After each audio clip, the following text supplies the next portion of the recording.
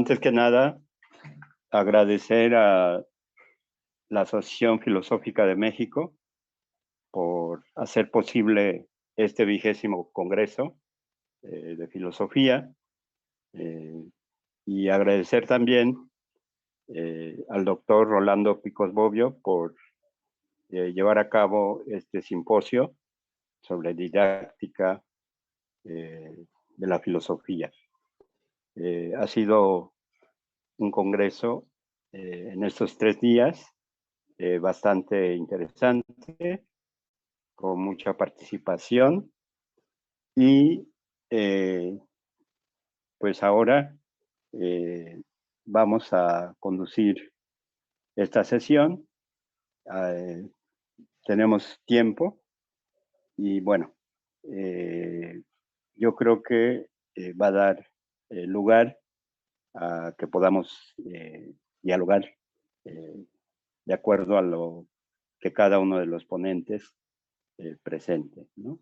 Inicialmente estábamos programados 4 ponentes, pero por razones personales o de fuerza mayor, 2 de ellos no van a estar. Entonces, agradecemos su asistencia virtual y bueno, esperemos que al finalizar cada una de las ponencias puedan plantear sus comentarios, sus dudas y sus preguntas. ¿Sí? Muchas gracias.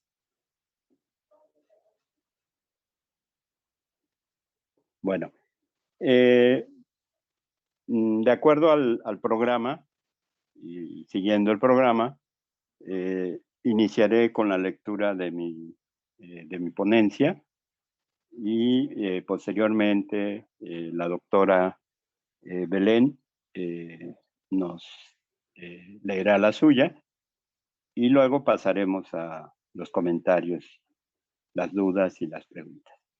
Yo creo que seguiremos esa tradición, por decirle de alguna manera, de las exposiciones primero y después las preguntas, porque considero que si después de exponer se plantean los comentarios, podemos rebasar el tiempo, ¿no?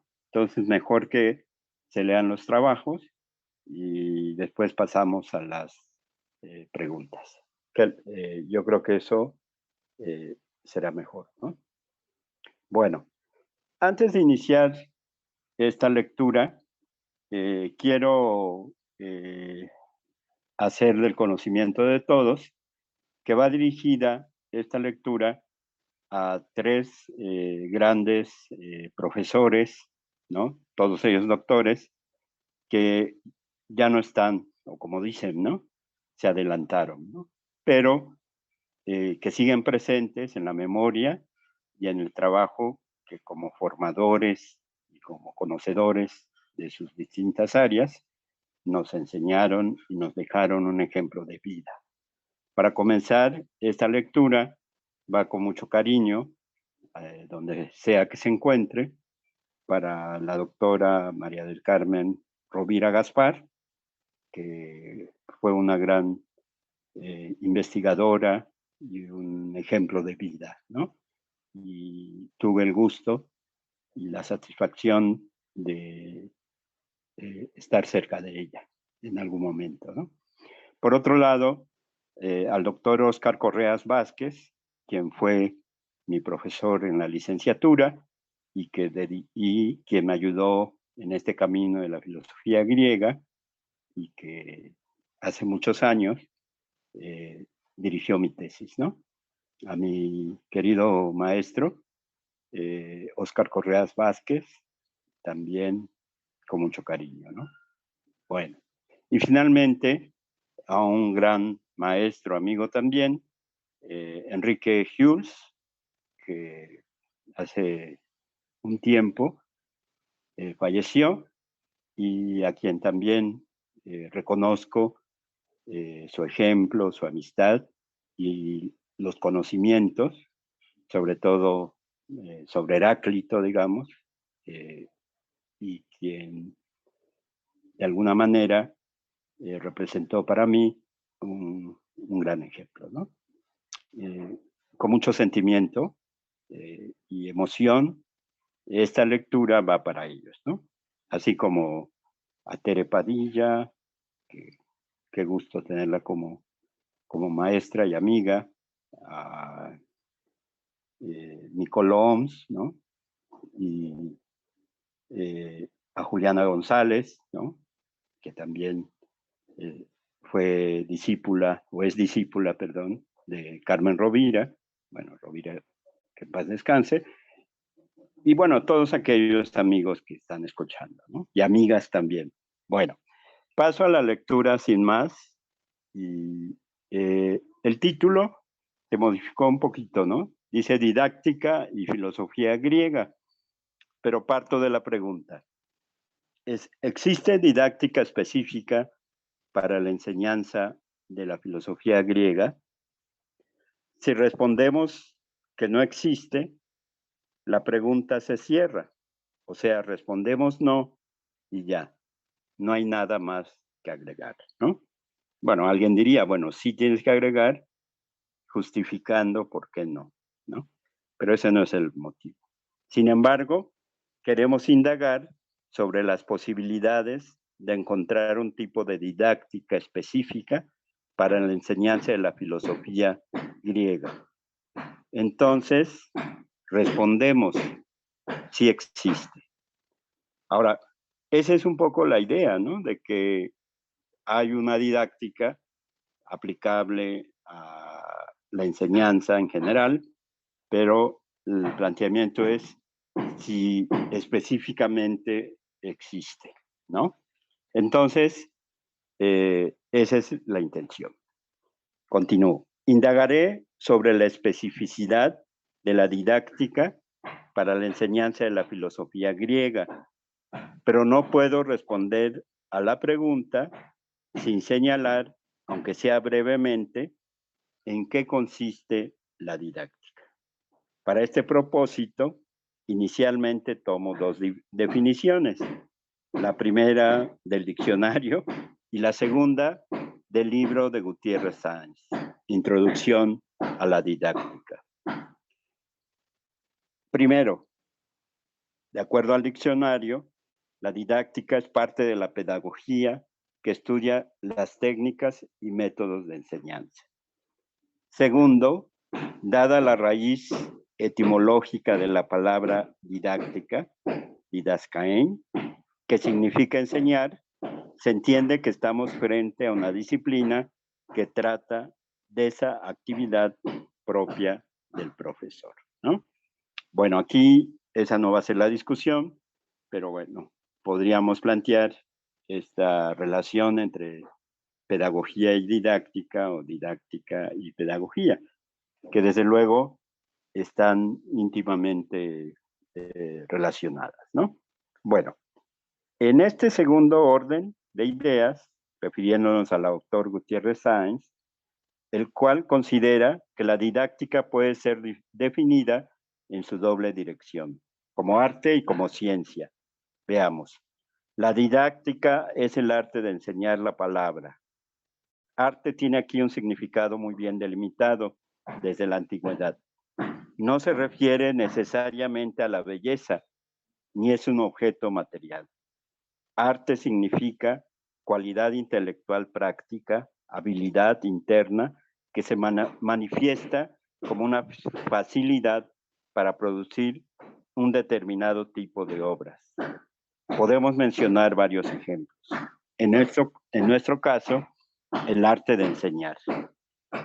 La didáctica es una ciencia, sería la segunda consideración, como dice Gutiérrez Sáenz, quien enseña puede a su vez transmitir a los aspirantes a la docencia una serie de conceptos claros, ordenados y fundamentados que tratan de reproducir mentalmente las principales ideas, tesis y procedimientos que componen el arte a que nos referimos, ¿no?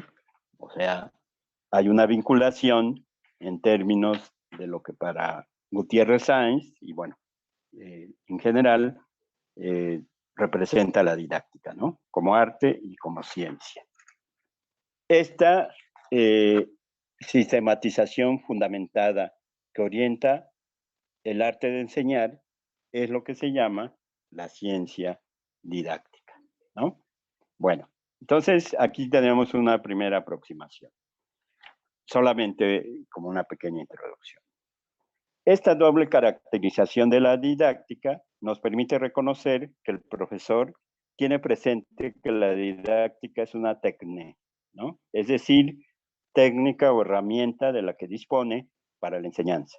Y por otro lado, un conocimiento, noesis, que permite llevar la práctica docente con un dominio teórico para lograr que el arte de la enseñanza esté mejor organizado y fundamentado.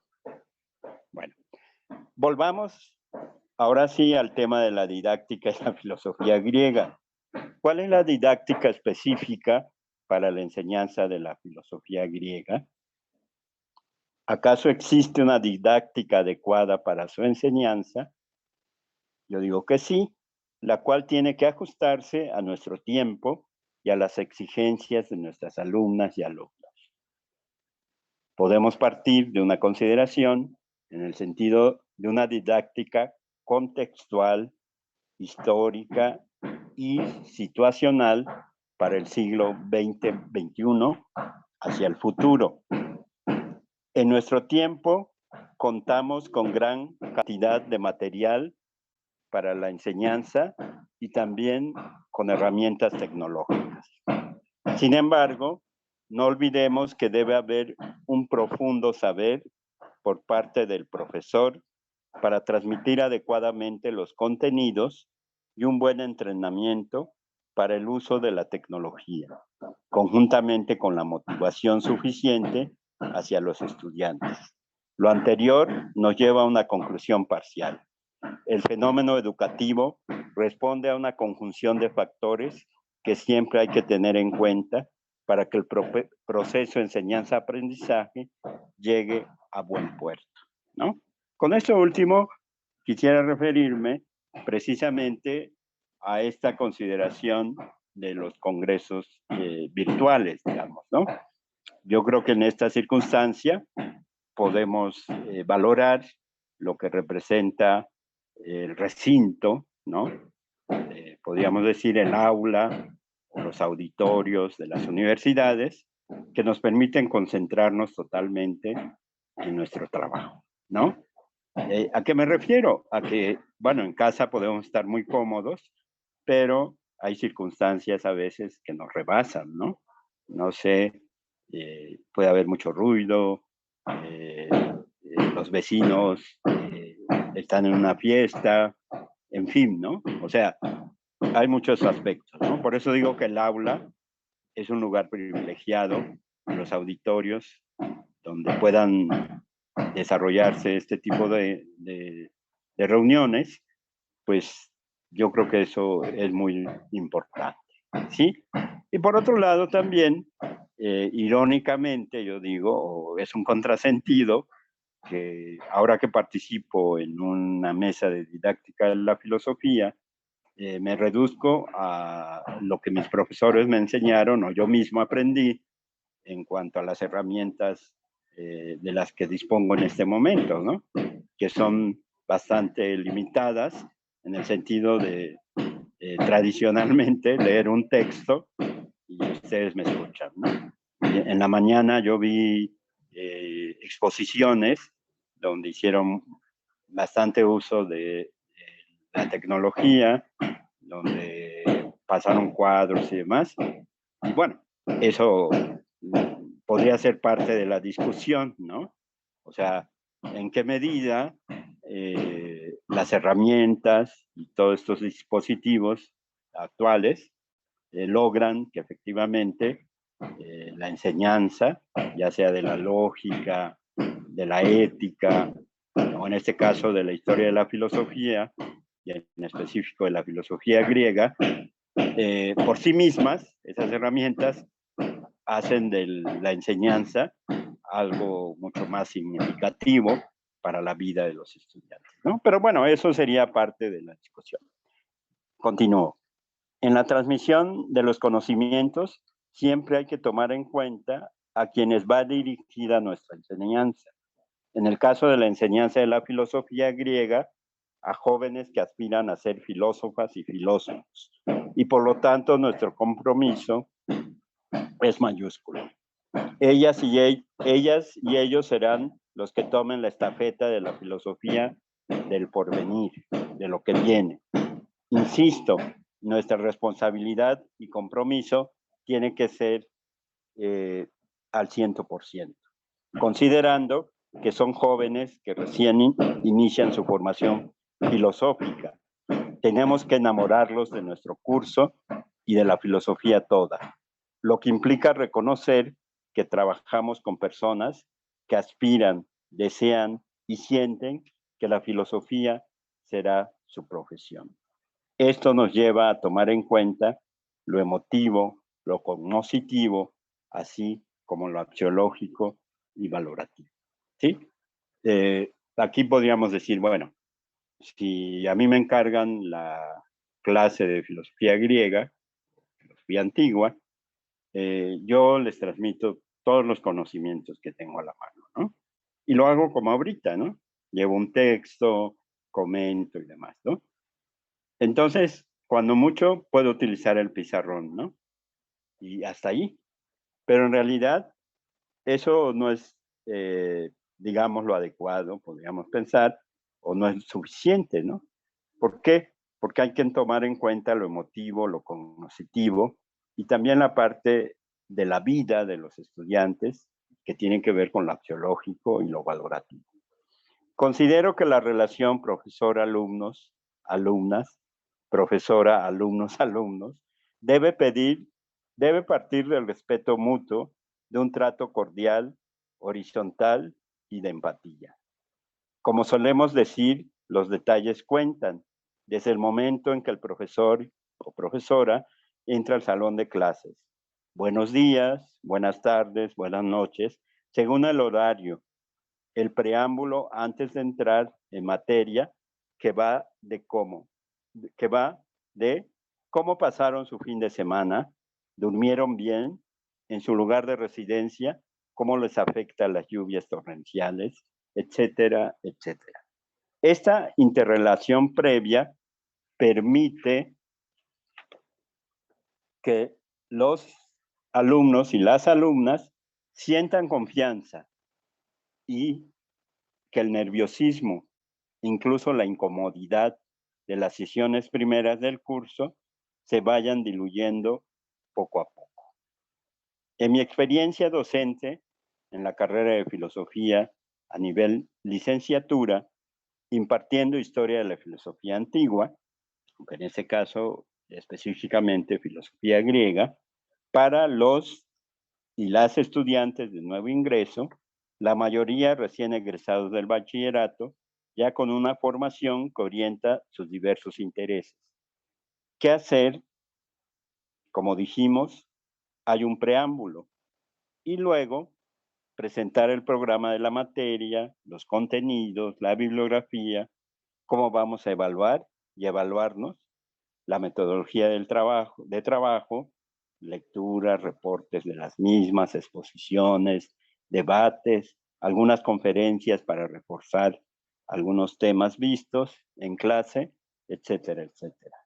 Todo lo señalado tiene que desarrollarse en una interacción continua, profesor-profesora, hacia las y los estudiantes y entre ellas y ellos, fomentar una relación de camaradería para juntas y juntos llegar a conseguir nuestros objetivos, ¿no? Entonces, bueno, eso es muy importante, ¿no? Lo que tiene que ver con estas consideraciones que de alguna manera permiten que el estudiante, ¿no? Hombre-mujer, mujer-hombre, sientan esa confianza para poder expresar de inicio lo que no les gusta o lo que les gusta, cómo quieren participar, en fin, ¿no? Claro, lo importante, como decía, es mantener el respeto y lograr ese ambiente, ¿no? Tampoco va a ser un ambiente totalmente, como dijeran, relajado o de fiesta continua, ¿verdad?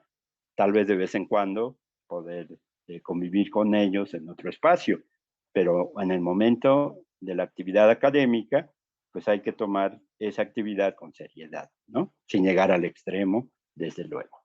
Bueno, voy a poner tres ejemplos que podemos considerar desde la propia filosofía griega, ¿no? No tanto dentro del contexto de nuestro tiempo, aunque realmente eso continúa presente en nuestro momento, ¿no? Eh, yo quiero agradecer, que no había mencionado, a la doctora Ute Schmidt Osmasin, esta profesora de la UNAM, alemana, que cuando yo tomé sus cursos, ella partía de la tradición del seminario alemán, ¿no? Ahora, como dijera el doctor Silly, ¿no?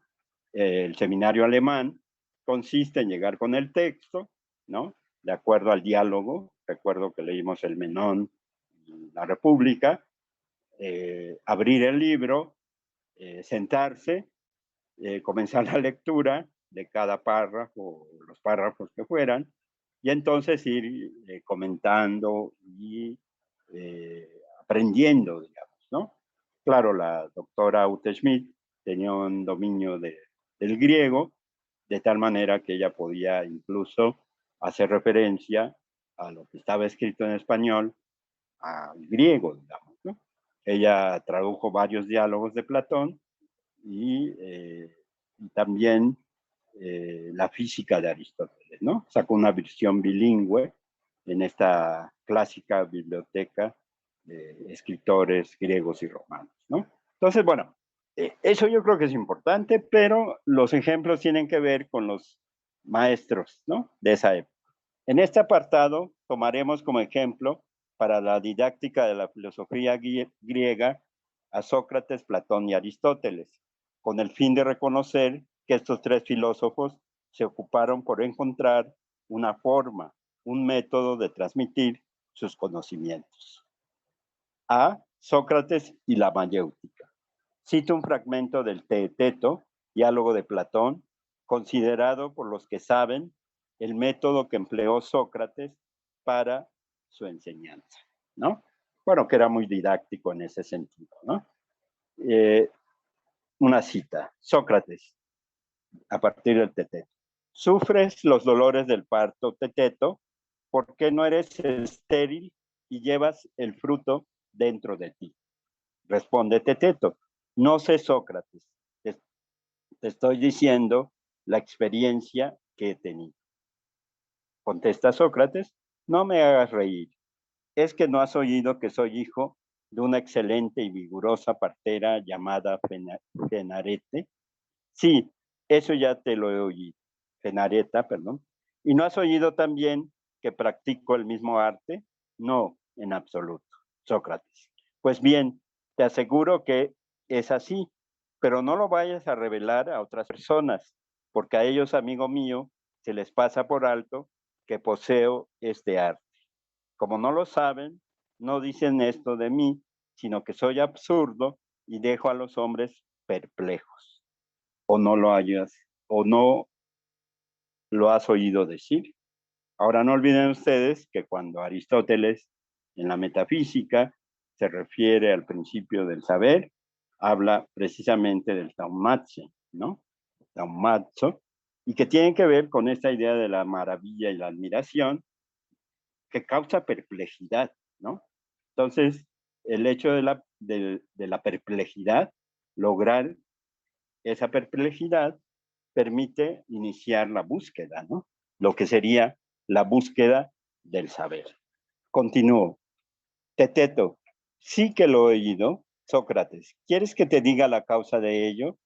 Teteto, desde luego. Sócrates, ten en cuenta lo que pasa con la partera en general y entenderás fácilmente lo que quiero decir. Tú sabes que ninguna partera asiste a otras mujeres cuando ella misma está embarazada y puede dar a luz, sino cuando ya es incapaz de ello. Desde luego. Luego Sócrates. Dicen que la causante de esto es Artemis, porque a pesar de no haber tenido hijos, es la diosa de los nacimientos. Ella no concedió el arte de partear a las mujeres estériles, porque la naturaleza humana es muy débil, como para adquirir un arte en asuntos de los que no tiene experiencia, pero sí lo encomendó a las que ya no pueden tener hijos a causa de su edad, para honrarlas por su semejanza con ella, ¿no? En este párrafo, si quisiéramos ser muy cuidadosos, podemos sacar una gran enseñanza, ¿no? Pero bueno, solamente me refiero a algunos aspectos muy generales, ¿no? Por ejemplo, el hecho de encomendar ese arte de partero o partera a una divinidad, ¿no? O a alguien superior que podría ser Artemis, ¿no? Y por otro lado, esa diferencia que hace entre lo que representa la esterilidad y la fecundidad, ¿no? Un poco esta idea de que Artemis concede a las mujeres el arte de partear o de ser parteras, a aquellas que han tenido hijos, desde luego, ¿no? El propio Sócrates tuvo madre y padre, pero que ya después de unos años, cuando ya no pueden engendrar, entonces les concede ese arte, ¿no? Parece, Sócrates, tal es ciertamente la tarea de las parteras, y sin embargo es menor que la mía, pues no es propio de las mujeres parir unas veces seres imaginarios y otras veces seres verdaderos, lo cual no sería fácil de distinguir. Si así fuera, la obra más importante y bella de las parteras sería discernir lo verdadero de lo que no es. ¿No crees tú? Así parece. Sócrates. Mi arte de partear tiene las mismas características que el de ellas, pero se diferencia en el hecho de que asiste a los hombres y no a las mujeres, y examina las almas de los que dan a luz, pero no sus cuerpos. Ahora bien, lo más grande que hay en mi arte es la capacidad que tiene de poner a prueba por todos los medios si lo que engendra el pensamiento del joven es algo imaginario y falso o fecundo y verdadero. Eso es así porque tengo igualmente en común con las parteras estas características, que soy estéril en sabiduría. Muchos en efecto me reprochan que siempre pregunto a otros y yo mismo nunca doy ninguna respuesta acerca de nada por mi falta de sabiduría. Y es efectivamente un justo reproche. La causa de ello es que el Dios me obliga a asistir a otros, pero a mí me impide engendrar. Así es que no soy sabio en modo alguno, ni he logrado un descubrimiento que haya sido engendrado por mi propia alma. Sin embargo, los que tienen trato conmigo, aunque parecen algunos muy ignorantes al principio, en cuanto avanza nuestra relación, todos hacen admirables progresos, si el Dios se lo concede. Con ellos mismos y cualquier otra persona puede ver. Y es evidente que no aprenden nunca nada de mí, pues son ellos mismos y por sí mismos los que descubren y engendran muchos y bellos pensamientos. No obstante, los responsables del parto somos el Dios y yo, y es evidente por lo siguiente. Muchos que lo desconocían y se creían responsables a sí mismos, me despreciaron a mí, y bien por creer ellos que debían proceder así o persuadidos por otros. Se marcharon antes de lo debido, y al marcharse echaron a perder a causa de las malas compañías lo que aún podían haber engendrado, y lo que habían dado a luz, asistidos por mí, lo perdieron. Al alimentarlos mal y al ser más caso de lo falso y de lo imaginario que de la verdad. En definitiva, unos y otros acabaron por darse cuenta de que eran ignorantes. Ahora bien, los que tienen relación conmigo experimentan lo mismo que les pasa a los que dan a luz, pues sufren los dolores del parto y se llenan de perplejidades de día y de noche, con lo cual lo pasan mucho peor que ellas. Pero mi arte puede suscitar este dolor o lograr que llegue a su fin, ¿no? Bueno, en esta parte, que es una larga nota, podemos darnos cuenta de lo valioso que resulta esa actividad socrática, ¿no? Sócrates mismo reconoce que es un ignorante o que no sabe realmente, ¿no? Pero tiene esa capacidad de ayudar a parir el conocimiento.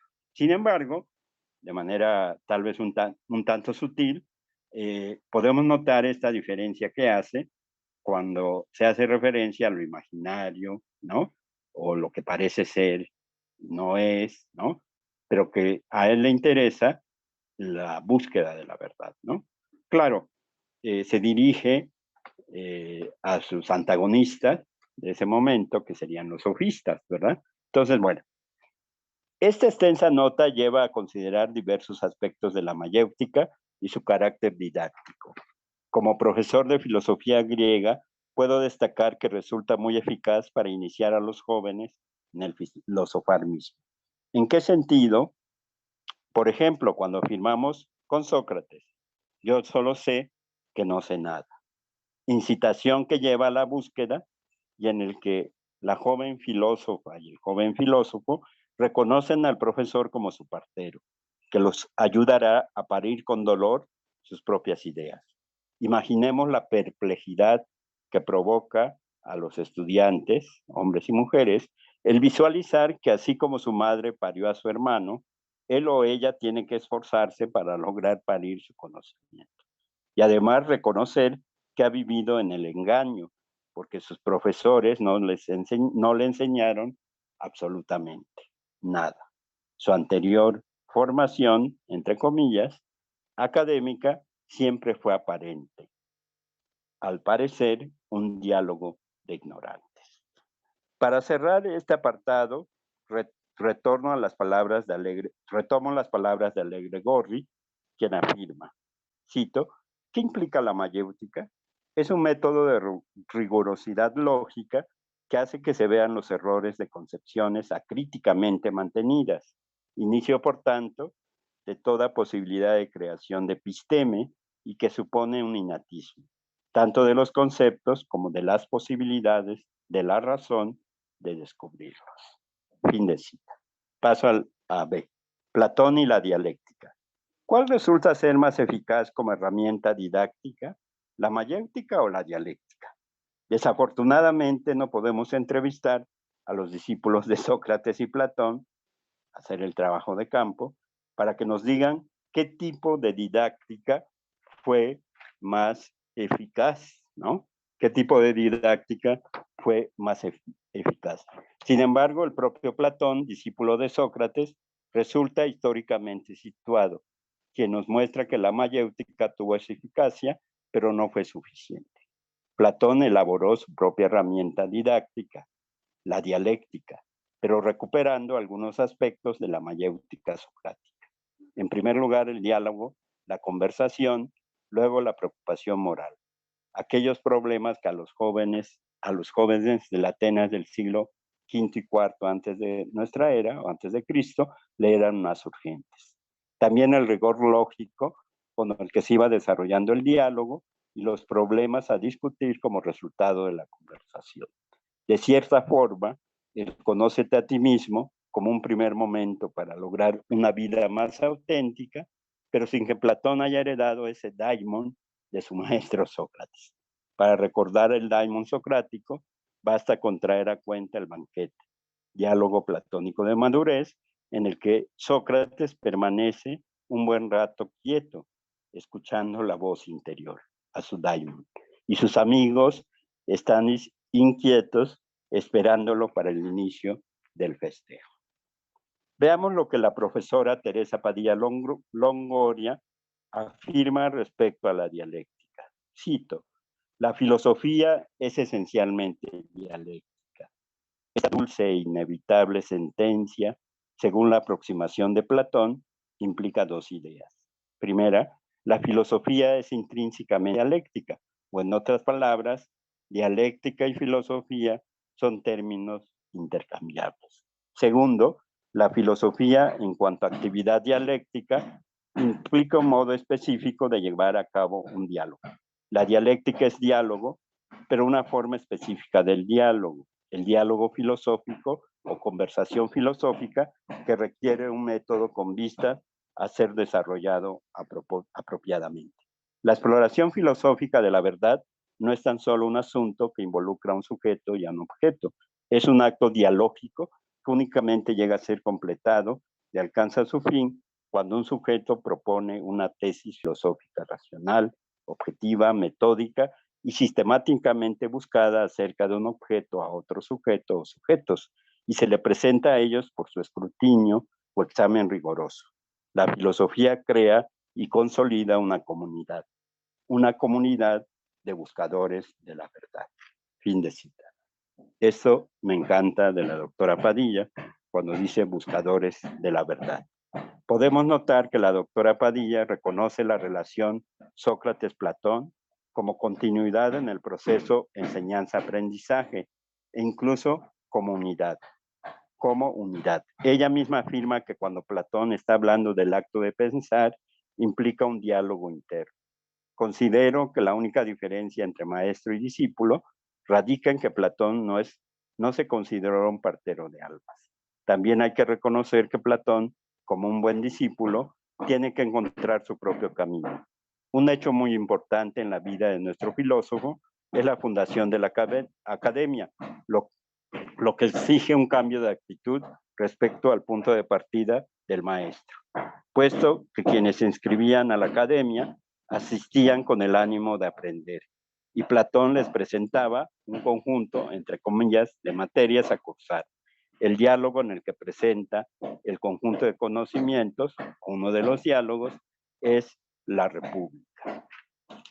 Ya para terminar, cierro mi reflexión sobre el filósofo ateniense con la siguiente afirmación de la doctora Teresa Padilla, que en su libro La filosofía como dialéctica, el modelo dialógico del filosofar socrático platónico, afirma, con palabras de la doctora Padilla: afortunadamente todavía hay filósofos fieles.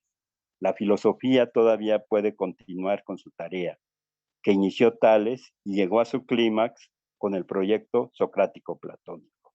Preguntar por la esencia de todo con el único propósito de saber lo que es. La filosofía, como una búsqueda desinteresada de la verdad, implica en Platón la idea de que esta búsqueda es una búsqueda compartida, un auténtico diálogo filosófico. También comprende en el sistema platónico el rasgo esencial referente a que la verdad filosófica es una verdad impersonal. Formular una definición de cualquier cosa es al fin y al cabo parte del propósito principal, sin importar quién lo haya formulado. Además, los beneficios vitales de la filosofía, en donde la verdad como una búsqueda amorosa es realmente importante, ¿no? Entonces, bueno, ya nada más cierro con las conclusiones. Me disculpo por el tiempo. Me salto lo de Aristóteles, solamente afirmando que Aristóteles, como discípulo de Platón, al fundar el Liceo, pues también dejó mucha enseñanza y encontró su camino, digamos, como discípulo, ¿no? Entonces, salto esa parte. Conclusión. Solo resta enumerar una serie de pasos que confirman nuestra afirmación del inicio de mi exposición. Sí existe una didáctica específica para la enseñanza de la filosofía griega. El hecho de la enseñanza-aprendizaje es confirmada por los propios maestros griegos, Sócrates, Platón y Aristóteles. Hago hincapié en la relación discipular que existió entre ellos.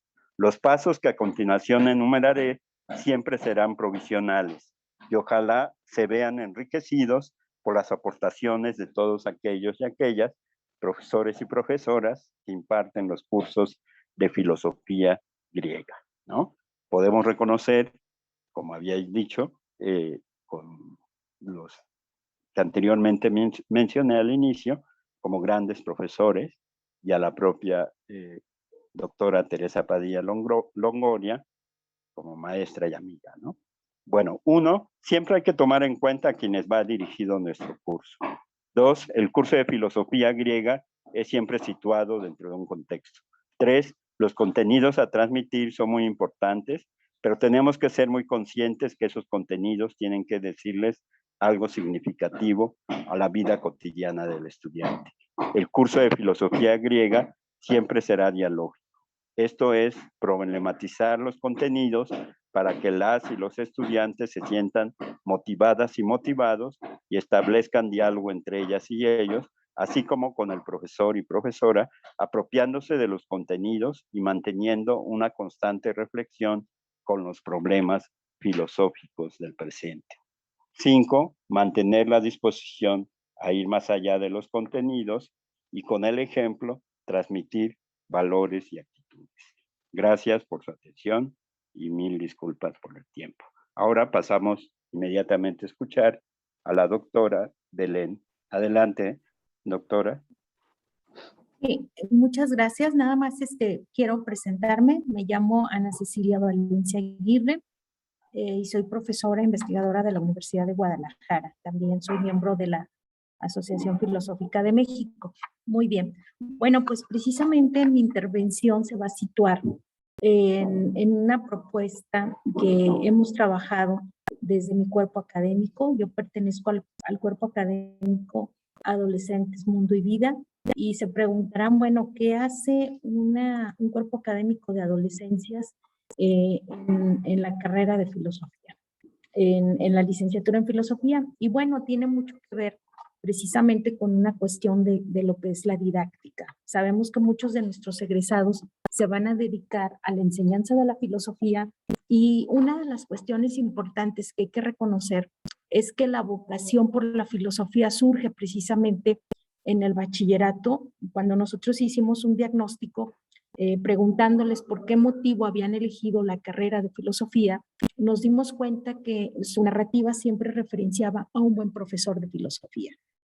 Y de ahí nace el amor por estudiar la filosofía y, por qué no decirlo, también el descubrimiento de una vocación.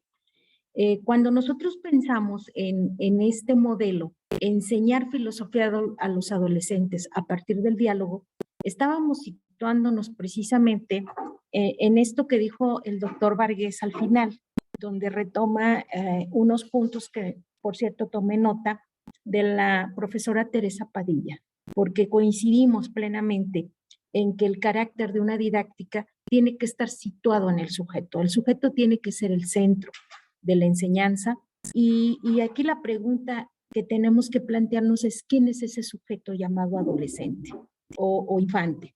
Y bueno, para esto voy a poner algunos elementos de presentación como un medio solamente para destacar algunas ideas. Bueno, fundamentalmente nos estamos haciendo como cuerpo académico algunas preguntas y algunas interrogantes que tienen que ver en cómo desarrollar el interés de los adolescentes que viven contextos contemporáneos, contextos de modernidad líquida, como diría Bauman, jóvenes que nacieron con la tecnología, que nacieron en un contexto donde los medios y las formas de comunicación tienen formatos y contenidos muy distintos a los de nosotros, los adultos, porque pertenecemos a otra generación, a otros valores y a otros contextos. La pregunta es cómo interesarlos en la filosofía, pero un interés que surja precisamente de sus interrogantes, que tenga un sentido que se relacione con ese carácter situado de toda enseñanza. Una enseñanza tiene que estar situada en un contexto. Entonces la pregunta es cómo hacer accesible y significativa una disciplina que hemos considerado rigurosa y que requiere ciertas habilidades, ciertas actitudes, cierto ethos, cierto desarrollo digamos, de disposiciones hacia las preguntas fundamentalmente. Hacerse preguntas es el origen, como ya lo señalaba el doctor que me antecedió, y donde encontramos ciertos puntos interesantes de conexión en esta propuesta. Y también cómo volverla una práctica cotidiana y dialógica sin caer en un activismo pedagógico, sin caer en la superficialidad de las actividades que se desarrollan sin más. donde confundimos constructivismo con activismo, y un activismo que a veces divierte mucho a los jóvenes o a los adolescentes, pero no los lleva hacia un fin, en este caso educativo, que es el aprender filosofía. Comenzamos entonces diciendo o señalando que enseñar la filosofía a los adolescentes a través del diálogo demanda situarnos en las preguntas que ellos se plantean como jóvenes. Cultivar la escucha, porque a veces pensamos en el diálogo, pero el cultivo de la escucha, como ya decía Gadamer, es fundamental, y romper el esquema de una enseñanza que impone respuestas ante preguntas que los sujetos ni siquiera se plantean. En este sentido, retomamos la perspectiva de Paulo Freire en el punto 2, donde dice, creamos una pedagogía de la respuesta, pero tenemos que partir de una pedagogía de la pregunta. Esta pedagogía de la pregunta tiene que ver con el cultivar el espíritu de la indagación filosófica a partir de desarrollar habilidades dialógicas, centradas y situadas en la sensibilidad hacia los problemas que rodean, en este caso, a los adolescentes, a los jóvenes, y la búsqueda de respuestas desde una argumentación basada en sus propios planteamientos que, bueno, tienen que ser racionales, pero no por decreto, sino por esa necesidad de argumentar frente a los otros su posición. Argumentar frente a los otros una posición y escuchar las posiciones de los demás es darse cuenta que vivimos en un mundo de pluralidad. Por tanto, desarrollar habilidades dialógicas también implica, como señalamos en el punto 3, desarrollar también capacidades y habilidades. Y en este sentido, procurar ciertas virtudes de las que nos habla ya Aristóteles en la Ética Nicómaco, y que de alguna manera Mauricio Beuchot retoma en el sentido de que también la capacidad de diálogo, la capacidad de escucha, la capacidad reflexiva, el tolerar las propuestas de otros, el aprender de las posiciones de otros, tiene que ver con el desarrollo de virtudes, desarrollo de habilidades. Y pensamos que el espacio propicio para desarrollar esta formación es la escuela. La escuela tendrá muchos defectos, la escuela ha sido cuestionada, quisiésemos que fuese realmente evaluada desde dentro, no desde los dispositivos internacionales que definen qué es calidad o no, sino desde dentro. ¿Y por qué decimos que es el espacio propicio? Porque constituye un escenario institucional donde el adolescente puede cultivar esas virtudes a partir del diálogo. El diálogo visto como una actividad crítica y reflexiva. Y la enseñanza de la filosofía no desde el simple contenido. Kant lo decía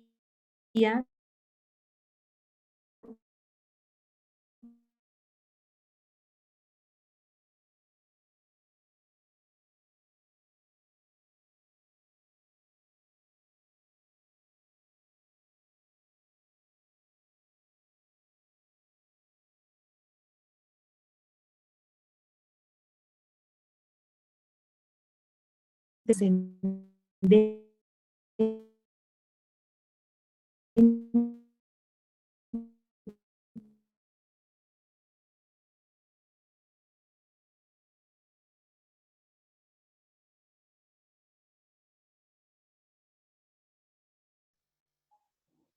Bueno, ¿me escucha? ¿Está? Se perdió el sonido. Bueno, No, sí se le escucha, nada más que debe ser un problema con la conexión de la maestra. a la doctora. Bueno, gracias.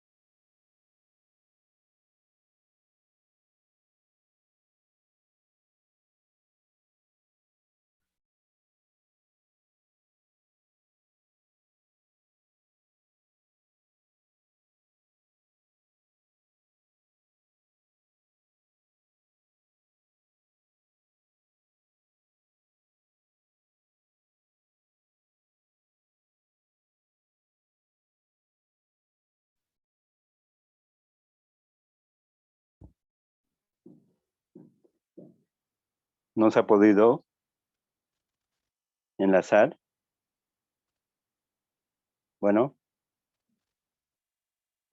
Creo, profesor, que podríamos, mientras regresa la doctora con su ponencia, si quiere puede un poquito abundar más en su trabajo. La doctora Valencia apenas había empezado inicialmente mientras ella llega, ¿no? bueno, sí, cómo no. O también podríamos, si tienen comentarios o preguntas. De hecho, lo último en relación a Aristóteles, y era algo muy breve, solamente destacando las posibilidades de Aristóteles en cuanto a lo que fue su escuela, ¿no? O tradicionalmente considerada su escuela, que es el Liceo. Yo comenté, y eso es una fantasía mía, de que Aristóteles, como buen discípulo de Platón, había sido su asistente de cátedra, ¿no? Eso de asistente entre comillas. Y bueno, creo que ya regresó la doctora. Bueno, ¿no? Bueno, y entonces esa es un poco la idea, ¿no? De que Aristóteles tenía mucha experiencia como profesor cuando funda el liceo, perdón, y que emplea muchos elementos importantes, no solo para su época, sino para la posteridad, como puede ser la retórica, lo que tenía que ver con la argumentación, ¿no?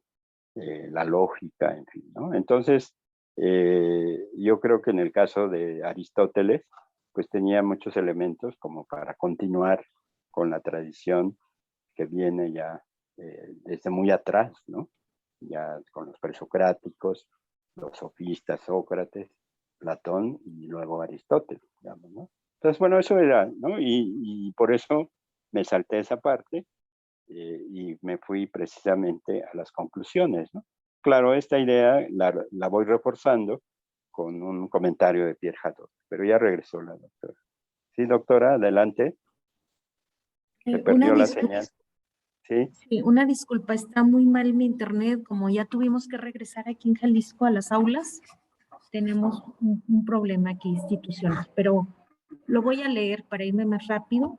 Y bueno, yo me quedé en el punto donde se planteaba precisamente la crisis de las humanidades en los contextos, en el contexto que nos toca vivir, que es el contexto de sociedades cada vez más eficientistas, con un modelo económico eficiente, ascendente, donde es muy cuestionada la enseñanza de las humanidades. Este cuestionamiento de las humanidades, pues tiene también como correlato la crisis la crisis de las humanidades ante la ponderación de la ciencia y la tecnología reconocidas por amplios sectores productivos como medios para el progreso y el desarrollo económico. Desde esta mirada, también las humanidades han sido consideradas como un saber no útil para impulsar el progreso y el desarrollo económico. Este argumento se presenta como peligroso dada la problemática que vive la humanidad en estos momentos, donde se requiere cada vez más de la deliberación sobre nuestro presente por el déficit que tenemos en materia moral. Con el cultivo de la filosofía desde la perspectiva dialéctica en los adolescentes, se intenta trabajar con preguntas y problemáticas del entorno en el que ellos están inmersos y se propone un acercamiento a la deliberación filosófica entendida como cultivo de virtudes desde la experiencia dialógica, donde ellos y ellas deliberen sobre los problemas que les preocupan y discutan de manera crítica desde las preguntas surgidas desde su propia cotidianidad. Una defensa de las humanidades, sabemos, que proviene precisamente de la filósofa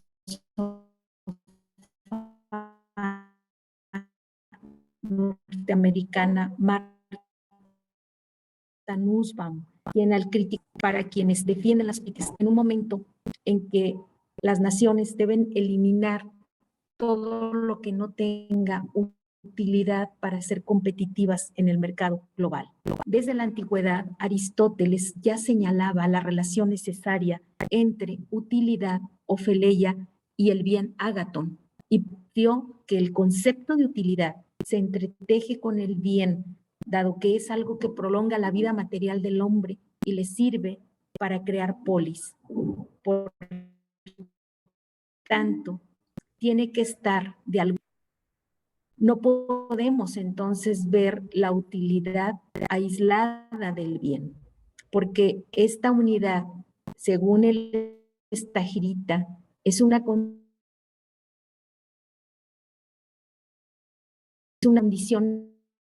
también referencia a que la justicia es clave de la felicidad, pero ella se construye y puede lograrse a través de la paideia o la educación que se debe de ofrecer a las juventudes. En la actualidad también Nussbaum señala la necesidad de formar ciudadanos desde la imaginación, desde la capacidad de reconocimiento de otras culturas y la autocrítica de la tradición propia. Ella asume que las artes, la literatura y en nuestro caso la filosofía son medios valiosos para desarrollar la capacidad imaginativa, que es una condición necesaria de la ciudadanía cosmopolita. Por tanto, es importante cultivar la humanidad desde el diálogo.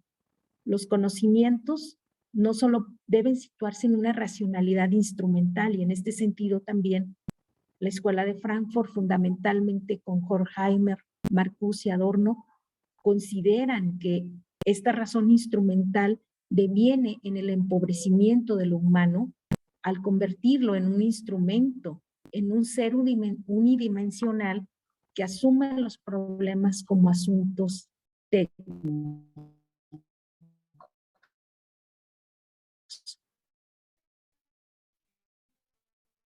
Es así que la lucha ante una necesaria y urgente vuelta de los saberes humanísticos, en este caso al afirmar, como Nussbaum lo señala, que hay que formar ciudadanos capaces de pensar por sí mismos desde el reconocimiento y la empatía en la otredad y con la naturaleza. Pues mediante la reflexión filosófica, los hombres podrán ser capaces de poner en juego la sentencia socrática de examinar permanentemente sus creencias y su mundo. Ahora bien, ¿qué significa la filosofía desde el diálogo? Partimos de que el aprendizaje se forma desde los problemas que se enfrentan y de la búsqueda de soluciones, en la cual los sujetos se transforman y transforman, por tanto, su entorno social, cultural y simbólico. Sabemos que en la escuela mucho de lo que los estudiantes aprenden se queda en el olvido. Juan del Val, un pedagogo, alumno de Piaget, consideró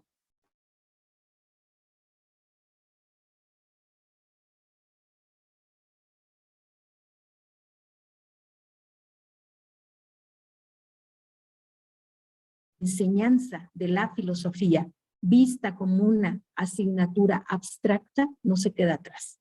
El problema relacionado con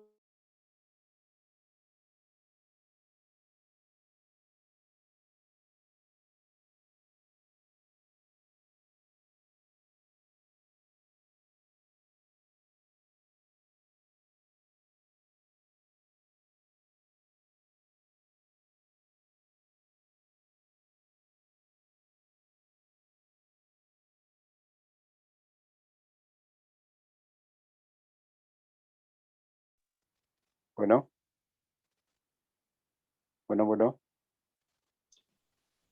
Perdimos de nuevo el sonido.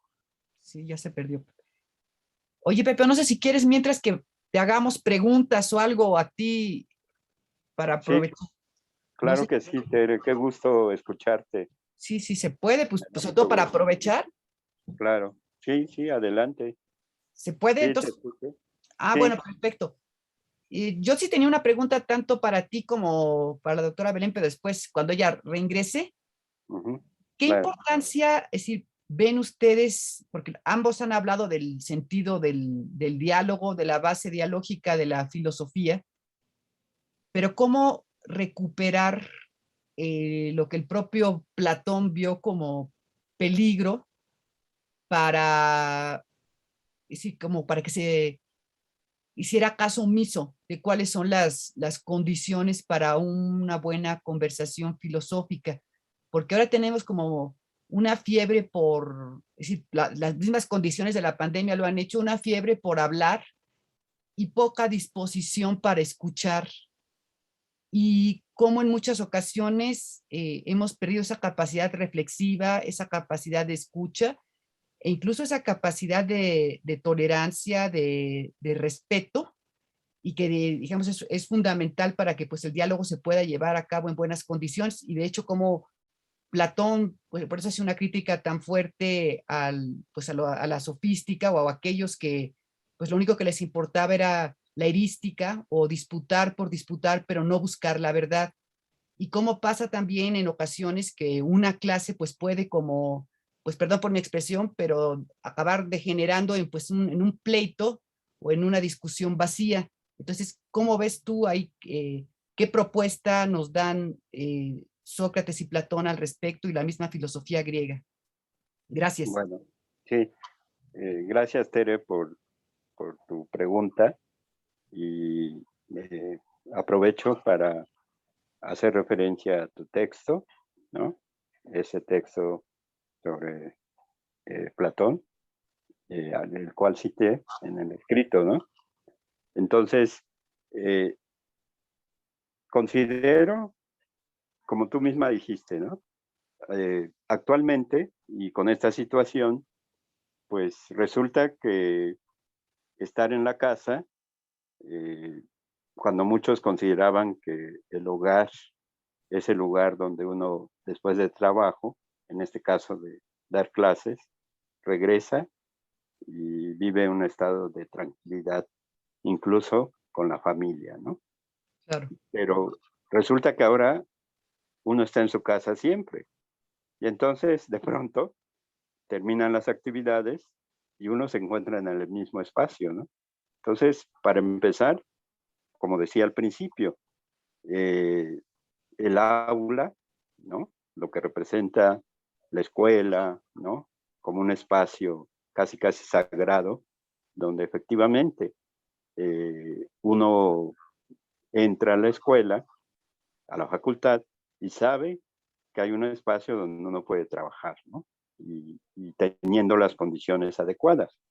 Sin embargo, en la casa, como les decía, ya hace un rato sí estaba un poco nervioso, porque resulta que mis vecinos están construyendo.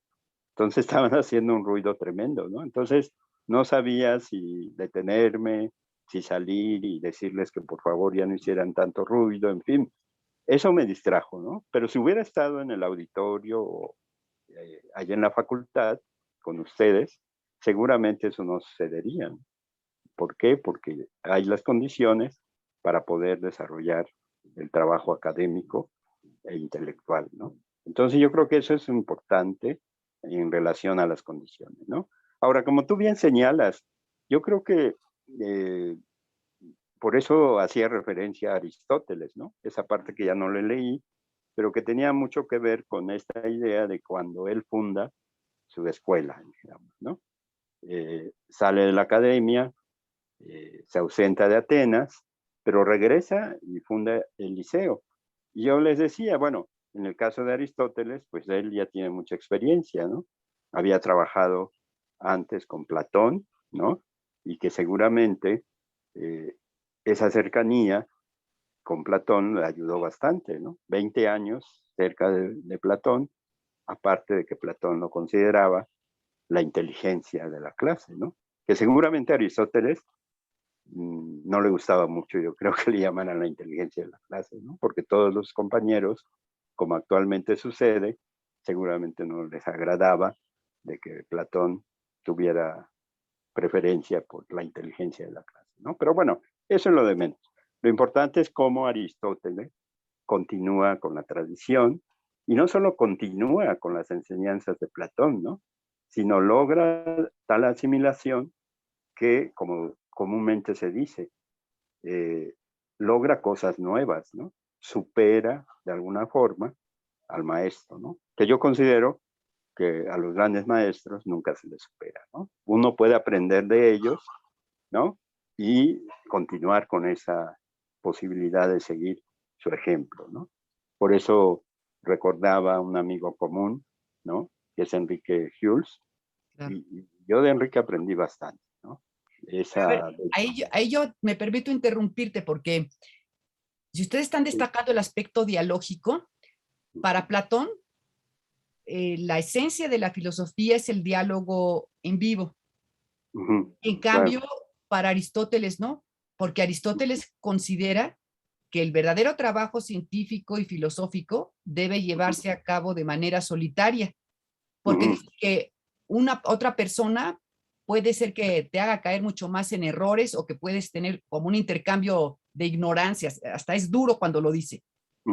Sobre todo cuando ya va a entender la dialéctica de otra manera y dice que el diálogo no es central.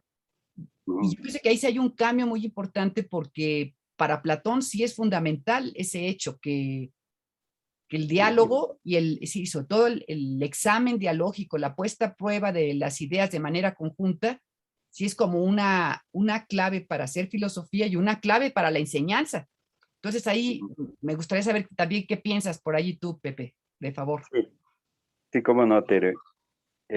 Yo creo que en esa observación, que te agradezco, es algo muy importante, ¿no? Y pienso, por ejemplo, en Sócrates, ¿no? Cuando de esta relación con Platón, de que Platón no tiene un daimon, ¿no? Como en el caso de Sócrates, ¿no? Esa voz interior, ¿no? Sino que él apuesta al diálogo, ¿no? Y por lo tanto, es precisamente en ese diálogo donde se va construyendo el conocimiento, ¿no? O sea, es un diálogo donde hay ese intercambio de conocimientos y que de alguna manera va enriqueciendo eso que tú llamas y que me encanta, los buscadores de la verdad, ¿no? O sea, eso es fabuloso, ¿no? Ahora, con respecto a Aristóteles, efectivamente, ¿no? Yo creo que Aristóteles se da cuenta de las imperfecciones de la academia, ¿no? O de lo que representó el diálogo con respecto a Platón, ¿no? Y eso le permitió, de alguna manera, mostrar otra forma de desarrollar precisamente el conocimiento, ¿no? Hace unos días, por ejemplo, de manera muy interesante, Victórico Muñoz, otro profesor de la UNAM, había dicho, no, es que a Aristóteles, su padre que era médico, le decía 20, ¿no? Y fíjate de que teníamos que encontrar la causa de esta enfermedad, ¿no? Y hasta que no la encontremos, no podemos descansar, ¿no? Algo así, ¿no? Entonces, él decía, eso es una gran enseñanza del padre de Aristóteles para el propio Aristóteles, ¿no? De decir, hay que encontrar la causa o hay que buscar el telos, ¿no? Esta idea del telos aristotélico y que como tú bien señalas, ¿no? Efectivamente, habría que encontrarlo en esa búsqueda tal vez solitaria, ¿no? Y en esa necesidad de reconocer la importancia de lo que el mundo exterior puede dar para el desarrollo del conocimiento, ¿no? Mucho de lo que se ha dicho con Aristóteles, ¿no? De que efectivamente la naturaleza como tal, para Aristóteles le dice bastante, ¿no? Y que aprendió de las enseñanzas de su padre, eso, bueno, podemos considerarlo, pero sobre todo de Platón, ¿no? Cuando alguien discute y dice, no, es que Aristóteles, todo lo que él desarrolla es nuevo, ¿no? O sea, nadie había dicho nada antes que Aristóteles, ¿no? Yo simplemente pregunto, ¿quién fue el maestro de Aristóteles, ¿no? ¿Y por cuántos años? Una vez es cuando adopta un profesor, como en mi caso, por ejemplo, con ese profesor argentino, Oscar Correas, que murió hace unos años, pues uno como que trata de imitarlo y va aprendiendo en ese proceso, ¿no? Pero de alguna manera se impone el respeto que uno le tiene al profesor y entonces se va dando un diálogo, pero es distinto, ¿no? En relación a una apertura en cuanto al diálogo, ¿no? No sé si yo te preguntaría la experiencia con tus profesores, ¿no? No sé hasta dónde Juliana González fue tu maestra, por ejemplo, ¿no? Ah, Y cómo claro. aprendiste con Juliana, ¿no? Entonces no sé si había esa apertura de diálogo, seguramente, pero igual, ¿no? Yo creo que el respeto debe prevalecer para que existan condiciones y se pueda avanzar en el proceso. Porque si no, como tú dices, ¿no? Caemos, como dicen, en discusiones bizantinas, ¿no? Que al final de cuentas no conducen absolutamente a nada, ¿no? Y uno no genera en el ambiente del aula esas condiciones como para que efectivamente el diálogo fluya, ¿no? ¿Por qué? Porque hay posturas enfrentadas que en el momento que uno de los opositores diga A, seguramente el otro va a decir B, ¿no? O si uno dice rojo, el otro va a decir azul, ¿no? Y no es que lo haga con una pretensión sana, sino más bien con una pretensión de poner efectivamente obstáculos a los opositores para que no avancen, ¿no? Entonces, yo creo que ahí el respeto es una condición fundamental en el proceso dialógico, ¿no? Y por otro lado también, saber llevar el diálogo. Eso es muy difícil, ¿no? Y yo por eso cuando cada vez que leo a Platón, me admira, ¿no? Cómo pudo efectivamente poder desarrollar esa habilidad, ¿no? Para saber escuchar también, ¿no? Yo creo que si hablamos de un diálogo, ¿no? Tenemos que también saber escuchar, porque de lo contrario, pues no existe, ¿no? A lo mejor es más cómoda la postura aristotélica, ¿no? De decir, bueno, ustedes me escuchan, si me observan bien y adoptan alguna de mis enseñanzas, seguramente van a aprender como yo lo he hecho, ¿no? Pero bueno, esa sería una postura distinta. Pero efectivamente, como tú bien señalas en tu libro, ¿no? Efectivamente, lo que permite el ejercicio de la filosofía, yo creo que hasta ahora, es que esté cimentada en un proceso dialógico, ¿no? E incluso donde el profesor aprende de sus discípulos, ¿no? O sus discípulas, ¿no? De sus Claro, claro. estudiantes. Muchas Entonces, bueno, gracias. yo creo que allí, ¿no? Muchas gracias a ti, Tere. Sí, para Sí, que si alguien más quiere participar. Muchísimas gracias, Pepe. sí, Tere, gracias a ti. ¿Aún no regresa? ¿No regresa Sí, aquí, ahí está en la doctora Belén? la sala. Pero no se escucha. Sí, bueno, Bueno. lamento mucho esto. Yo creo que nada más voy a terminar con una conclusión. No quiero prender mi cámara también, he estado con muchos problemas, no sé por qué, pero bueno, quiero decir lo siguiente. Cuando pensamos en el diálogo, en la propuesta dialógica con los adolescentes, la estamos pensando también desde 3 niveles de diálogo. El diálogo con el sujeto mismo, el diálogo con el otro, que es su par, y el diálogo en esto que Martha Nussbaum llama el diálogo cosmopolita. Esto es el diálogo con aquellos que no comparten el espacio vital del sujeto, pero que forman parte, digamos, de toda una comunidad de saber. Entonces hay un diálogo en varios niveles que es importante destacar, y lo más importante sería pensar cómo desarrollar precisamente esa capacidad dialógica, y en este sentido reitero que consideramos que la escuela puede ser ese escenario donde se potencia la actividad filosófica a través del diálogo, que propicie la deliberación, la problematización y la argumentación. Pero obviamente no una argumentación desde una lógica proposicional, sino una argumentación desde las razones que a través del lenguaje pueden ofrecer los jóvenes en torno a por qué piensan lo que piensan o cuál es su posición frente a problemas que tienen que ver con temas propios de su entorno, su proyecto de vida, el sentido de la amistad, del amor, de las relaciones, etcétera. El diálogo también lo consideramos como una frónesis porque implica una actitud ética, un etos dialógico ante las posiciones de otros y una actitud prudencial al comparar lo propio con lo ajeno.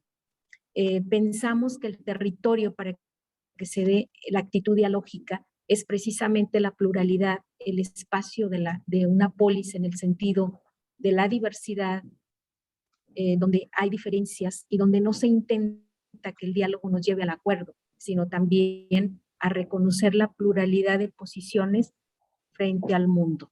La actitud dialógica, como lo señala Beuchot, se puede convertir en un hábito, en una especie de virtud en el sentido aristotélico, y esto implica cultivarlo y ejercitarlo en un espacio donde se dé la libertad y la apertura. Entonces, ¿cómo serían esos espacios para la construcción del diálogo en el cultivo de la filosofía? Pues tendrían que ser espacios con ambientes de aprendizaje donde los adolescentes tengan acceso a una actividad dialógica en 3 niveles, como lo señalé.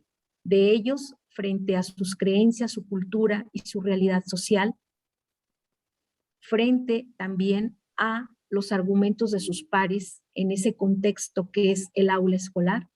Y tercero, el diálogo con las ideas de pensadores que ya no forman parte de su realidad inmediata, pero que interpelan su horizonte en esto que Martha Nussbaum llama el diálogo cosmopolita. Dialogar con autores, con pensadores, más allá de su inmediatez, más allá de su temporalidad, y que a su vez son cercanos en su interlocución, porque pensaron de alguna manera los problemas que ellos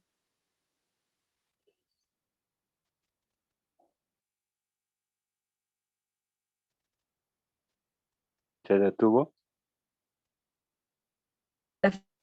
¿Ya? Bueno, adelante. diálogo y el asombro ante el descubrimiento de algo nuevo que adquiere significado, que invita a reflexionar, y el diálogo invita a sacar de ese espacio privado y exclusivo de unos pocos la verdad y ponerla al servicio de una comunidad. La filosofía no es un lenguaje de élites, es una actividad liberadora y humanizadora, y por ello la propuesta como conclusión es enseñar la filosofía a los adolescentes mediante el diálogo, partir de los asuntos de la vida, a vérselas con los problemas y su análisis para comprenderlos mejor y actuar en consecuencia de forma prudente y justa, porque finalmente consideramos que la buena deliberación es lo que permite avivar y renovar los pensamientos que también le permiten hoy en día a nuestros jóvenes que viven en estos contextos de violencia e incertidumbre, habitar de manera hospitalaria el mundo. Entonces, bueno, con esto quiero cerrar y pues una gran disculpa, muy apenada por esta situación. Con esto cierro y espero. Sí. No pude decir todo lo que tenía que decir, muy apretado esto, pero bueno, Gracias. cuando menos la conclusión, la tecnología se portó bien, ¿verdad? Gracias. Gracias a usted, doctora. Bueno, aún tenemos como 10, 15 minutos. Si hay alguna pregunta, algún comentario, adelante, ¿no? Pueden participar a través del chat o levantando la mano. Gracias. Bueno, no sé si hubiera alguna cuestión. Chat. No.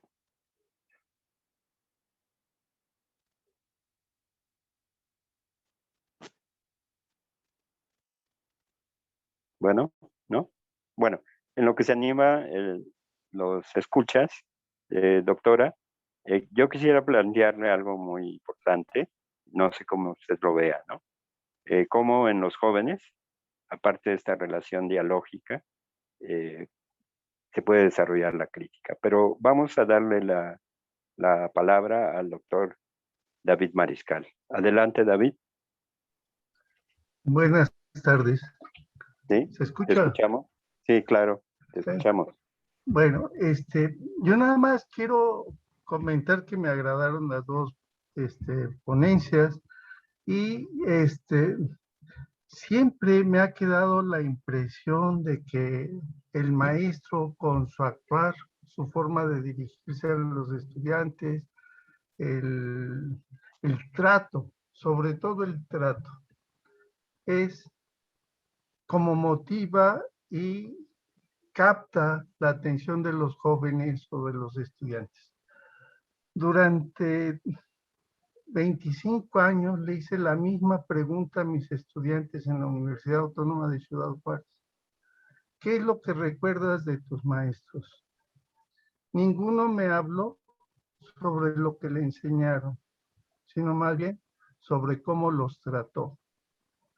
Entonces, creo que el punto, y lo señaló la doctora Ana Cecilia,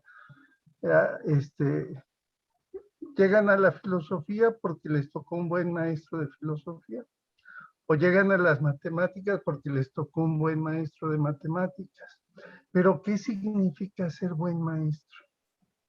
Tener mucho conocimiento, ser una persona empática, accesible, de buen trato, que los entienda, etcétera. Quisiera que desde su experiencia me comentaran sobre esto. Gracias. Doctora Belén, por favor. Muchas gracias, doctor Vargas. Bueno, pues muy interesante la pregunta del profesor David Mariscal. Yo creo que a un maestro precisamente se le reconoce por ambas cosas, por poseer un conocimiento y por su capacidad para transmitirlo, para, como dice, y aquí sí retomo mucho la tesis de Hannah Arendt, en el sentido de que educar o enseñar es una forma de darle la bienvenida a un recién llegado a la cultura. Entonces, en este sentido, se requiere tener una casa, tener una casa con cosas, pero también tener las puertas abiertas a la casa. Porque una casa que abre sus puertas y donde entran y no hay nada, pues también es vacía, es un vacío. Yo diría, siguiendo un poquito la lógica kantiana, que un profesor sin conocimientos, un profesor debe tener conocimientos y actitudes de apertura hacia ese conocimiento, y que, o vagos, y apertura sin conocimiento es algo vacío. Bueno, muy no bien. Sé si me escucha. Sí. Yo quiero comentar algo muy breve, ¿no? A propósito de lo que David Mariscal señala. Yo también he escuchado, por ejemplo, cuando un estudiante afirma, este profesor tiene grandes conocimientos, pero no sabe transmitirlos, ¿no?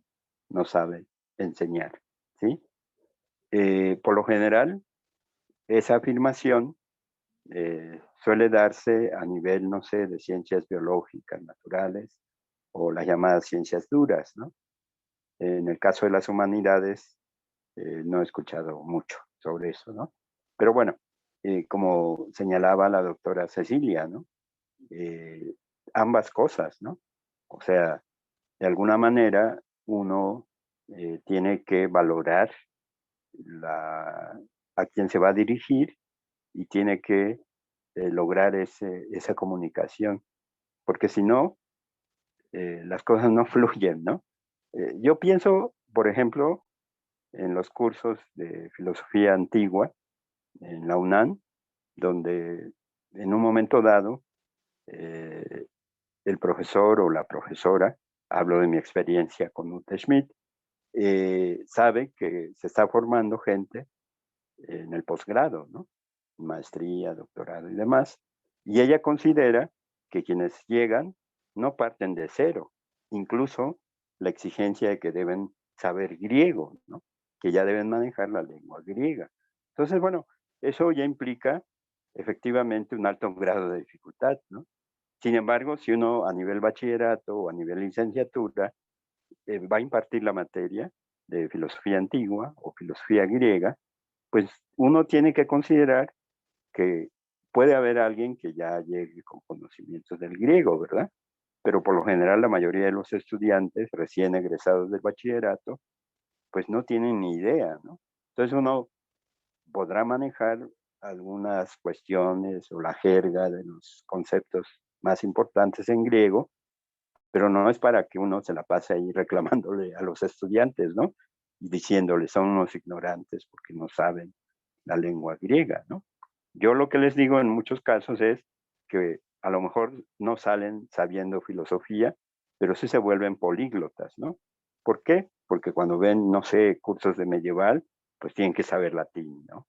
O cuando ven época moderna, pues tienen que saber francés, ¿no? O en el caso en la facultad aquí en Puebla, pues tienen que saber alemán, porque si no saben alemán, pues definitivamente no van a avanzar en sus estudios fenomenológicos y heideggerianos, ¿no? Pero bueno, eso se va dando poco a poco. O sea, tal vez hacerlos conscientes de que manejar la lengua del filósofo en cuestión es mucho más enriquecedor que leerlo en español, ¿no? Pero bueno, eso depende mucho. Pero me gustó mucho ese ejemplo que da la doctora cuando dice la casa, ¿no? Tener las puertas abiertas y efectivamente que haya condiciones para que esa casa se vuelva precisamente un hogar, ¿no? No sé, por eso decía del aula, ¿no? O sea, tiene una justificación estar en la universidad y en la facultad, ¿no? ¿Por qué? Porque de alguna manera están las condiciones para que uno pueda impartir la clase, ¿no? En cambio, en la casa, no siempre, ¿no? ¿Por qué? Porque, bueno, la esposa que quiere para el pan o que cosas así, ¿no? Entonces se distrae uno mucho, ¿no? O que la hija se pone a discutir con el papá, cosas de ese tipo. Claro, uno entiende, ¿no? O sea, estás en tu hogar donde se supone que llegas después de la clase y cambias, ¿no? Pero igual con los estudiantes saben que cuando llegan a la facultad están en un ámbito diferente al de su casa. Pero si están en su casa y aparte hay que recibir la clase, pues todo el mundo cierra sus pantallas, ¿no? Un poco como lo que comentaban en otra mesa, ¿no? Esa incertidumbre del profesor de a quién se dirige, ¿no? Si todo el mundo tiene cerradas sus cámaras, ¿no? Al menos que sea algo necesario, ¿no? Pero si no es así, ¿por qué tienen que cerrar sus cámaras? Uno podría pensar que lo están escuchando, pero seguramente andan allí por su casa distrayéndose con su mascota o jugando Nintendo cuando había otros juegos, ¿no? Entonces, bueno, eso es así, yo creo, David, ¿no? No sé, podríamos a lo mejor contraargumentar, ¿no? Esta idea de cuando alguien dice, sabe mucho, pero es una eminencia, pero para enseñar, definitivamente, no, ¿no? Bueno, entonces que sea nada más investigador, no docente, investigador, ¿no? Entonces, bueno, yo creo que allí depende mucho de la actitud. Como decía también, ¿no? Cuando estudiamos, ya sea filosofía o cualquier otra cosa, el objetivo es hacer filósofos, hacer sociólogos, hacer, ¿no? No profesores no profesor de matemáticas, no profesor, ¿no? La vida nos va llevando y de pronto ya somos profesores, ¿no? Entonces, enseñamos como nos enseñaron nuestros maestros, ¿no? De principio. A lo mejor vamos afinando y demás. O actualmente, ¿no? Que hay muchos planes de estudio donde contemplan materias que tienen que ver con la enseñanza de la filosofía, lo cual me parece bien, ¿no? Pero tú te has de acordar que en el plan de estudios que llevamos, pues no. O sea, era eh, saber que el destino manifiesto, o el más inmediato, era dar clases, ¿no? Pero nadie se ocupaba de enseñarte ni darte cuestiones de didáctica, ni mucho menos, ¿no? Te enfrentabas a un grupo como de 70 y aprendías a la brava porque aprendías, ¿no? No sé si tu experiencia fue más tersa. Gracias, ¿no? Eso sería. David, no sé si tengas algo que agregar. No, así está bien. Estoy totalmente de acuerdo con los dos. Muchas gracias. Gracias. Bueno, nos daría tiempo para una última intervención, porque ya teníamos que ir cerrando la mesa. No sé si hubiera alguien del público. Juan Campos, ¿no? Bueno, nada más, si no hubiera otra intervención, solamente para algo breve para la doctora Cecilia, y que le iba diciendo antes de que interviniera David, ¿no? De cómo desarrollar en los estudiantes, y en este caso en los adolescentes, aparte de la escucha, del diálogo y demás, la capacidad crítica, ¿no? Es decir, lograr que a través de los argumentos pueda tener esa capacidad, ¿no? De poder encontrar contraargumentos o esta posibilidad de pensar por cuenta propia, por ejemplo, ¿no? Para tomar una actitud crítica ante los planteamientos, ¿no? No sé si tenga algo que agregar, doctora, al respecto. Sí, Los adolescentes. En primer lugar, partimos de que los adolescentes están en una etapa de desarrollo de la autonomía y construyen ellos nuevas significaciones que rompen con esa visión tradicional o adultocéntrica. Entonces, ya la adolescencia y la infancia, bueno, la infancia, los niños hacen preguntas, los jóvenes generan también nuevas formas de significación y construcción identitaria. Y hay cosas que les preocupan. Las preguntas para ellos son fundamentales porque los interpelan, son preguntas que tienen que ver con su cotidianidad y el hecho de trabajarla, nosotros la hemos trabajado en grupos de discusión. Los grupos de discusión son espacios donde no está un grupo de 50 alumnos, estamos hablando de grupos de discusión con 10 chicos que generalmente pues van de manera libre esos espacios a discutir sobre temas y sobre problemas que tienen que ver con cuestiones que los afectan, que los interpelan, su plan de vida, su proyecto, cuestiones que tienen que ver con la violencia, la muerte. Hay temas que en sí son interesantes para los jóvenes porque de alguna manera tienen que ver con su vida cotidiana. Entonces, ¿de qué manera desarrollamos la capacidad crítica? Precisamente en desarrollar una argumentación como instrumento para sostener una idea, pero desde un carácter práctico. Y ese carácter práctico le permite al adolescente utilizar el lenguaje para dar razones a favor o en contra de una idea. Ahora, esto es importante porque siempre que hay una posición, surge un punto de vista que es cuestionado por los otros, que en el mismo grupo tienen otras posiciones, por ejemplo, frente al matrimonio, frente a las relaciones de pareja. Ellos plantean su posición y dicen por qué están a favor o no de cierta práctica o de cierta idea. Entonces, ¿cómo vamos formando la capacidad crítica? Pues primero en que se tienen que dar argumentos. Esto es, siguiendo a Van Emeren, razones en favor o en contra de una idea y que otros podrán estar o no de acuerdo, pero el estar o no de acuerdo implica una posición de argumento frente al otro. Entonces, en ese sentido, hemos notado que no tiene que ver con, no sé, tendríamos que hacer un estudio, pero quienes mejor argumentan sobre temas de, por ejemplo, de aborto, de sexualidad, en el caso de los bachilleres son las mujeres. Las mujeres suelen hablar mucho, como que en el caso de los grupos de discusión, las mujeres son las que hablan y suelen discutir y suelen polemizar y suelen tener posturas incluso contrarias, pero que defienden. Entonces, es muy importante aquí la posición del docente como guía. Entonces, por un lado, sí se requiere el que se motive y el que se vaya dando este proceso de manera un tanto no lenta, pero sí a partir de procesos. El primer momento es un taller de sensibilización, el segundo momento es la problematización, que ya son las preguntas que emergen a partir de una situación, plantean preguntas, y ante estas preguntas, los argumentos, la investigación, la búsqueda y los conceptos, pero no conceptos en el sentido de definiciones, sino como ventanas para generar posiciones, para ser utilizadas, como dice Deleuze y Guattari, ¿verdad? En qué es la filosofía. Los conceptos son sintagmas, son elementos que generan problematización, que generan posición, y creo que es un proceso que se va dando. O sea, no se da de la noche a la mañana.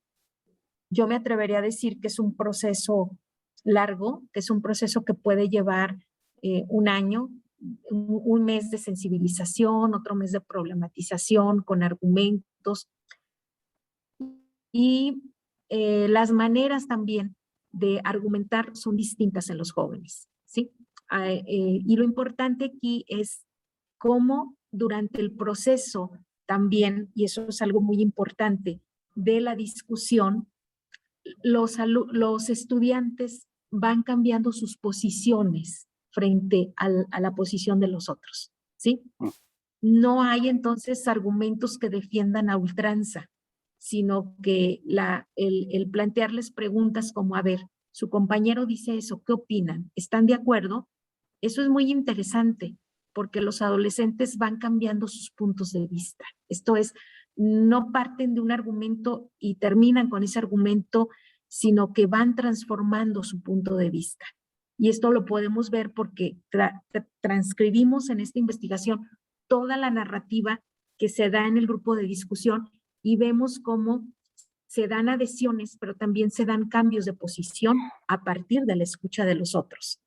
Bueno, ¿Qué intentamos con eso? Pues creo yo que ante todo pues es un espacio muy interesante también de formación de ciudadanía, de entender que como ciudadanos hay pluralidad, hay posiciones y hay adhesiones, y también reconocer que lo que yo pienso también se va a transformar porque otros me convencen. O sea, al final muchos salen convencidos de una posición o salen todavía más convencidos de lo propio. O sea, se dan los dos polos, quienes transforman su posición y quienes argumentan todavía más a favor de su posición inicial. Entonces, esto es muy interesante. Es un proceso.